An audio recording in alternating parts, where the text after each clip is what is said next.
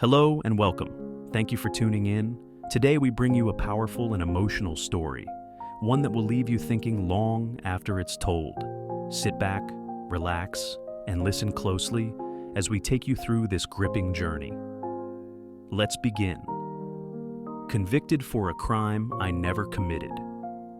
I was convicted of premeditated murder, a crime I did not commit. The real perpetrator was a close friend of mine, but he is no longer alive. Yet I was the one arrested, tried, and sentenced to life in prison. The beginning. It all started one morning when my friend David came to pick me up and suggested we go for a beer. I wasn't busy, I was just bored and thirsty, so I agreed. We took my car and drove to a pub where we bought alcohol and some meat. We stayed there until sunset, drinking and talking. At some point, I noticed David was acting strangely. When I asked him what was wrong, he told me he had a fight with the mother of his child, Sophia.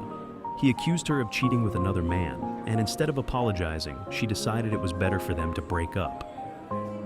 Out of anger, she blocked him on every platform they used to communicate.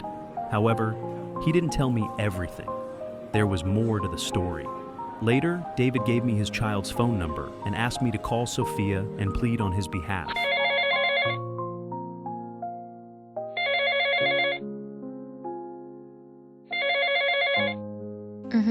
Oh my He god. thought she might listen to me because I wasn't directly involved. Wanting to help, I agreed.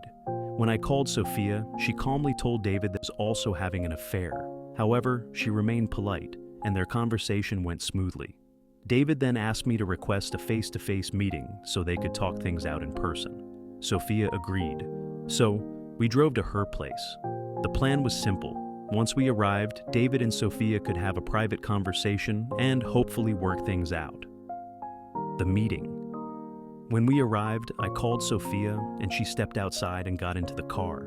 She hadn't realized that I had brought David until she saw him sitting inside. She became angry because I had told her I was coming home. I pleaded with her to at least hear him out. Then, wanting to give them space, I stepped out of the car and walked to a nearby shop to buy cigarettes. The tragedy. While I was gone, things took a dark turn. At first, their conversation seemed calm, but suddenly David lost control. In a moment of rage, he pulled out a gun and shot Sophia, right there inside my car. Then, he turned the gun on himself. By the time I returned, Sophia was already dead, and David was still alive but in critical condition. He later died at the hospital. The mistake that cost me everything, panic took over. Instead of calling for help, I ran.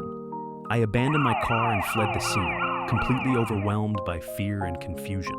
To protect myself, I later claimed that David had borrowed my car and driven off alone. But I overlooked one crucial detail. Sophia had stepped out of her house and spoken to me on the phone before coming outside to my car.